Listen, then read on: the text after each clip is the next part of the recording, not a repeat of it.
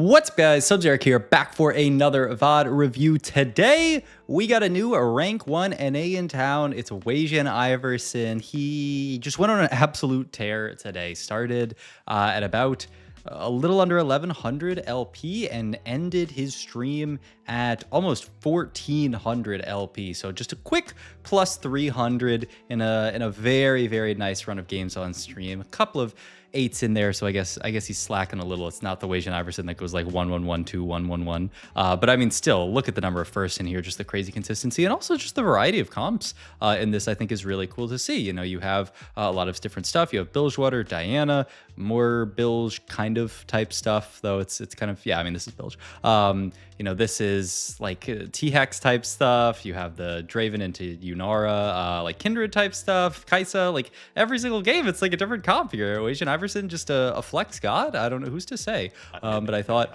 let's do a quick watch of one of his VODs. I thought this game was really, really fun. Took a quick peek at it, and I thought, okay, we got to watch this one. So yeah, Wasianiverson, when he's rank 1, usually should be watching. I feel like Wasian also tends to do really well in these type of metas where there's a lot of viable lines, and it's really just about, you know, finding the correct line in the correct spot, and just, you know, I mean, that's what TFT is about more and more these days, is just, okay, am I in the spot to play this? Okay, play it, and, you know, figuring out what your game plan should be, and I think Wasian is really good at that. I'm gonna hold on to both a Void and an Ionia opener here. Does pick up the Jhin 2-star. Well, he has the possibility of picking up a Jhin 2-star here. Has a lot of options here, actually, because he has Jhin, he has Twisted Fate as well, who you'd love to field, but we don't have an Alawi yet, so it's kind of awkward. We can't even guarantee 3 Bilge. So yeah, he's going to play more for this board here. Does also have the Void setup if he wants to play it here. Okay, and now is actually, he sold Echo for double Twisted Fate here, but does have the Yasuo, so I imagine this is what we're going to play towards. But he does even have,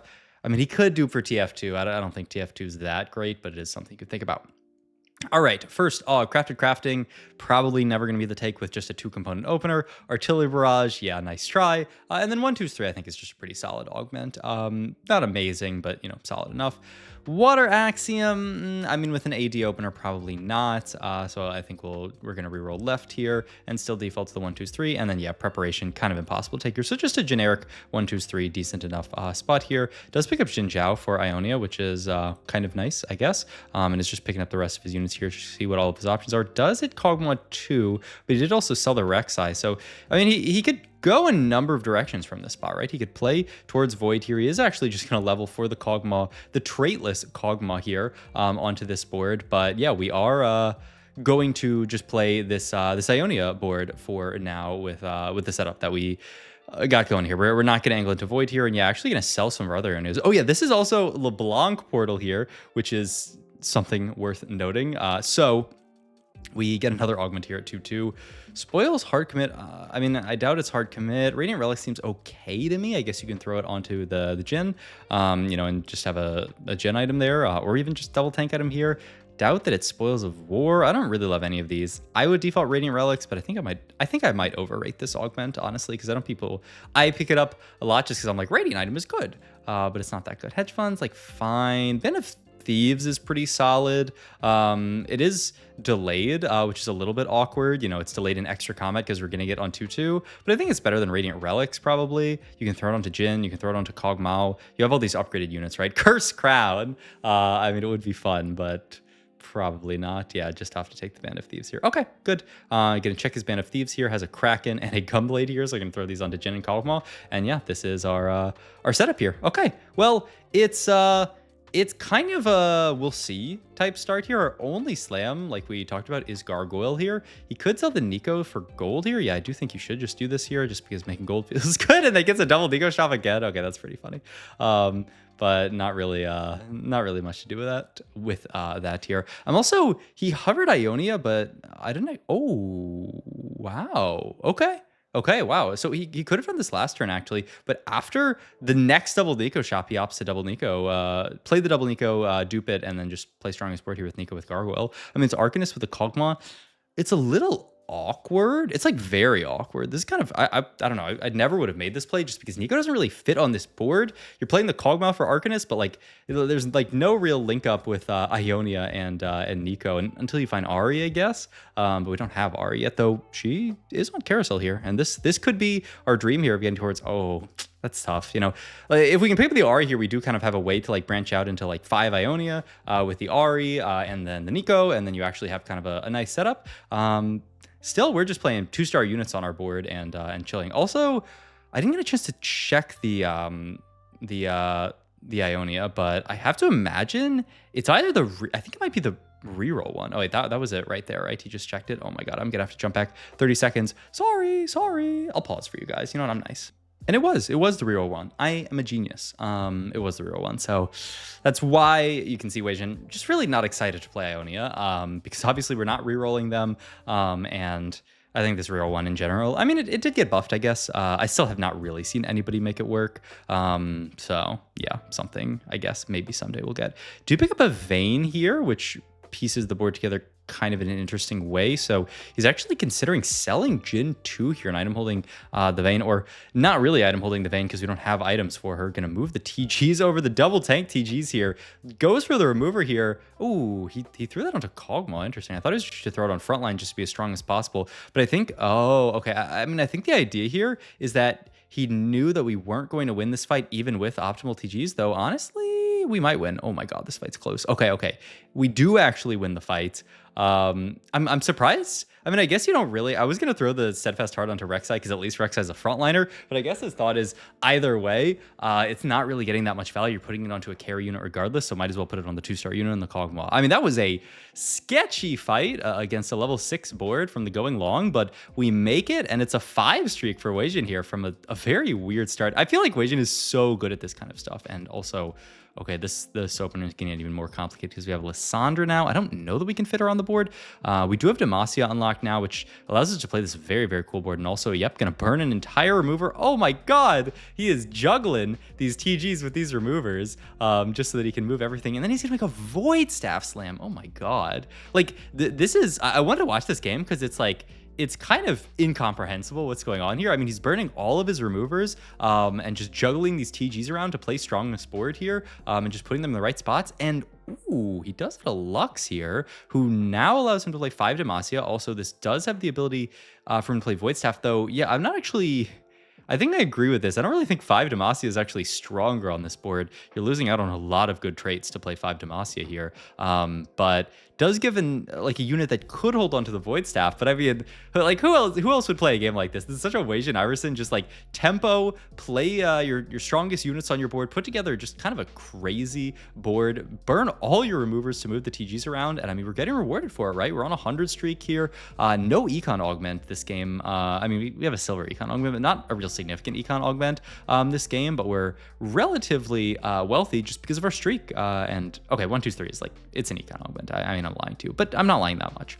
Gonna level for the Lux this turn just to, you know, whenever you can level and still make 30 gold, it's basically a free level. Getting the extra shop is worth a lot of, you know, just gold. You know, getting level 7 shop instead of level 6 shop, pay 2 gold for that. It's not even that bad, especially when, hey, maybe leveling wins us this fight, which honestly, this is a close one. I could see this fight being a level diff, get the Lux down. And yeah, it's going to continue his streak here. The main question I have, if I were in this spot, is what are we doing? Because we have a Demacia board, but I mean, Demacia really is not something that most people are like, you know, excited to get out of bed for. Our items are also, you know, our only real damage item slam here is a Void Staff, and he's gonna make a Void JG slam here. He does have Void in here, which means he could also just play towards a, you know, Vertical Void game. So, I mean, I think he's just keeping his options open, right? We have our Rift Herald farming up with our Void that we've had in for a while here.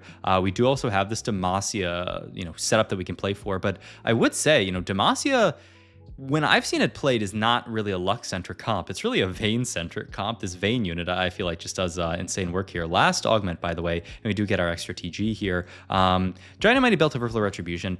I think anything that gives us items is going to be too awkward with triple TG. So I think the only really reasonable option is Giant and Mighty here. Because, like, imagine itemizing. I mean, you could take Belt Overflow and just go Warmogs, and be done with it. But it's just, I think we might end up with too many items if we take Belt Overflow here. And I don't mind a Giant and Mighty. It does. He's hovering, have great synergy with the extra Armor and Amar that you get from Demacia here.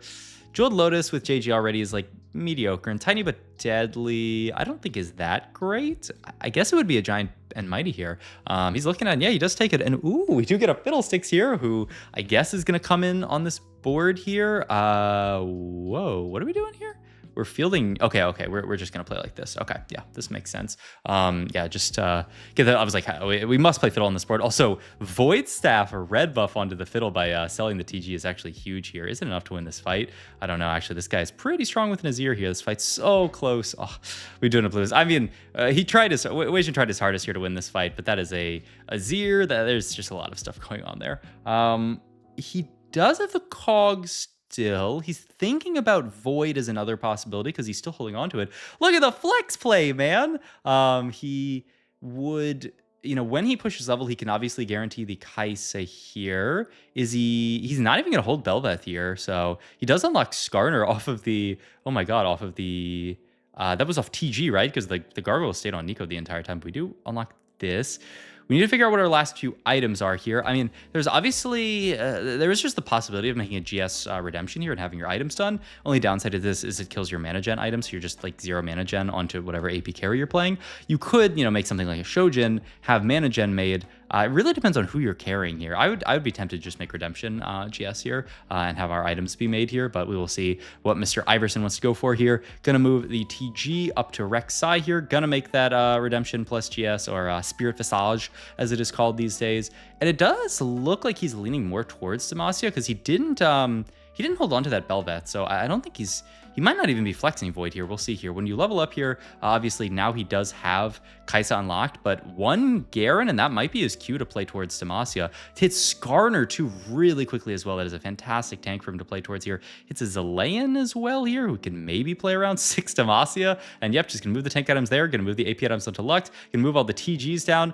Sadly, he throws the tank TG on backline and the damage TG on frontline. But still, a pretty nice pivot turn here, though we are still stuck on 6 Demacia, which is interesting. He kind of has to make his choice here, and does actually unlock Kaisa this round. Oh, because of the TG onto Vayne. Yeah, though he doesn't really want it here. Yeah, kind of must play 7 Demacia here. Also hitting a lot of upgrades here. I mean, Zilean's a great unit, but you're not going to be able to play him for a long time. I mean, the thing is, you actually will be able to play him pretty soon here, because the second that you unlock Galio here, then you have, Galio on bench, and then you can play for that, and then, you can just cut somebody. But we still need some more upgrades for Galio. He's, usually you're thinking about, 3-starring, units to get to him, or just upgrading everything. And we're still actually missing a lot of upgrades here. But I mean, we've slowly pivoted the board into a Demacia board, which I just think is, I don't know, this is a quite underplayed line in my opinion. I do not see people playing this line whatsoever, and so I felt like we had to watch this game. Like what is even going on this game? And just juggling the TGs for the streak here. Does hit Lux 2 here, and it's gonna get Swain in over the Skarner here. Wow, that's a kind of a crazy call from Wasian here, but just saying, you know what? I have a 2-star frontline. His name's Garen. I don't need to play the Skarner as well. The Swain is CC here. He's also Arcanist, and I mean Juggernaut's not even bad for the Swain himself. So wow, that's a really hard call to make. But opts to play the Swain over the Skarner. I think so many people play the Skarner here. It says, Arcanist is too important for my Lux, and I don't really need the Skarner as a secondary tank here. Finally picks up Galio here, so now he can cut a unit, is just going to cut the Sona because why not here, and throws in the Kaisa on this board for long shot. Usually you do see Kaisa as the duo carry when you are playing for Vayne, kind of like solo carry. We're not really playing for that here, but I mean, we are still playing around the Vayne and getting long shot in for her will be very nice. So yeah, I mean, we have tempoed this to a 70 HP spot. We are broke is the only downside to this spot. We would really like to, econ up, be able to go level 9 and actually truly cap this board. But I mean, you see this Lux unit, she's kind of doing work. 10k damage from Lux. I am a certified Lux hater. I have just played around this unit and against this unit enough times and seen her just do like absolutely nothing that, you know, I am surprised that he sees this level of success with Lux this game. And I'm really curious to see how he caps this game, you know, where he ends up going from this spot, if he's, you know, stuck just capping around like a top 4, or if he can actually cap, you know, higher than that. Last item here. So we need to make a tank item for Garen here. And then we're just looking for something else. I mean, you would make Warmogs, but then you're left with IE, which is quite awkward. I guess you could go IE and go AD Kaisa. What else even is there here? I guess I would do that. I'm not actually sure. I mean, maybe you can go for some kind of other IE holder later, though. I don't know who it would really be. Lucian Senna. He's looking at some. I mean, it must be Warmog's IE, right? Because I mean, you need this, and then it's just he's just gonna IE the Vayne. Okay, I mean, this makes sense. 7 Demacia Vayne, and the TG that she rolled this round was pretty mediocre here. So yeah, I mean, just IE onto Vayne is perfectly solid, and the TG goes over to Kaisa. Okay, makes sense. Lux still doing pretty good work here versus a quite strong, honestly, board. Yeah, this is a strong build shorter board with Cursed. That is Cursed Crown, right? Is this guy gonna take a trillion damage? I guess it's a really close loss, but still, I mean, we did win this fight. And yeah, that is Cursed Crown. Wow. Cursed Crown, tiny but deadly, by the way. That's think about the combat power on that board. Cursed Crown, tiny but deadly is insane combat power. And we actually just clear their clock with this board. I mean, is Demacia broken? I mean, probably not, but I mean, is it pretty good, and is it playable? I mean, the answer must be yes. Watching this game, I think this is just such a nicely played line from Wasian. We do get kind of dunked on by Set there, but Garen is quite tanky, so I think we're gonna be okay here. Yep, I mean, gonna win this fight as well. He's on a 4 streak with this just level 8 stabilized Demacia board and once again like a double prismatic lobby, right? There's double prismatic combat here, little bit of gold from win streaking. And he's just killing people. All right, and he's like, wow, he's gonna roll down more on 8 here. Wow, just saying, you know what? I've guaranteed my top 4, but I mean, if I can just stabilize hard enough, I can actually play for like top 3, top 2 type stuff. So yeah, just rolls down here for Kaisa 2, random Jarvan 2, which is not that influential, but we had a lot of stuff to hit there, right? Kaisa 2 and Swain 2. They're not Demacian units, but they are just like nice +1 units on this board. And hey, we take a decent enough loss here. Had we not rolled, I feel like we would have taken a much worse loss here. So, you know, nice idea from Wasian as well, just to say, you know what, my goal this game isn't just to win out the lobby. My goal is just to stabilize and be strong. And hey, we managed to do it here. Looking for, I guess, Vayne item, but one doesn't exist, so we're going to be forced to take Vow here, and then maybe move this TG over. But yeah, and just move TG over to Galio. Yeah, I think this makes perfect sense. Okay. Well, really just trying to win the rest of these fights. This guy stuck on level 8 as well. Cursed Crown tends to get stuck on lower levels just because like you don't have the gold to field all these units. He does have Fizz middle, which is not really going to hit any of our scary stuff for now. Just going to hit on the Kaisa for now, which is not bad. Lux doing good work here. This guy I do think found some pretty significant upgrades, and our board hasn't gotten that much stronger, so I do think we are, going to finally lose to this guy. But top 3 locked in, pretty good. Swain 2, big upgrade here. Also, I'm not really sure why we're still holding on to the Sona. Maybe he's thinking of playing, you know, like a level up for Sona plus like Zilean, and then just cut the Xin Zhao. Must be the thought here. Tryndamere board here, Trin Ash. Though, all right, Swain gets targeted immediately. It's actually not that bad because he does at least get his ult off to CC, but this is one of those boards where I'd be surprised if there's any way we can beat this. Just, I think we lack the single target damage to beat it. And I mean, really smart from Wasian. Yeah, this Ao Shin player goes out in 3rd here, and I mean, top 2 locked in. So smart from Wasian to realize like we weren't going to cap out high enough to win this game. We were never going to be able to beat the Trin Ash board just because our board lacks the single target damage. So we just roll on 8, stabilize really hard, play a fantastic tempo game, and I mean, we just get a top 2 in a spot where, I mean, a lot of people would be stuck. You know, if you tried to play higher cap here, you might actually end up, you know, like going, you know, 4th or 3rd in a game where you could go top 2 here. Just gonna take a Vayne item here. Kraken's Fury looks amazing.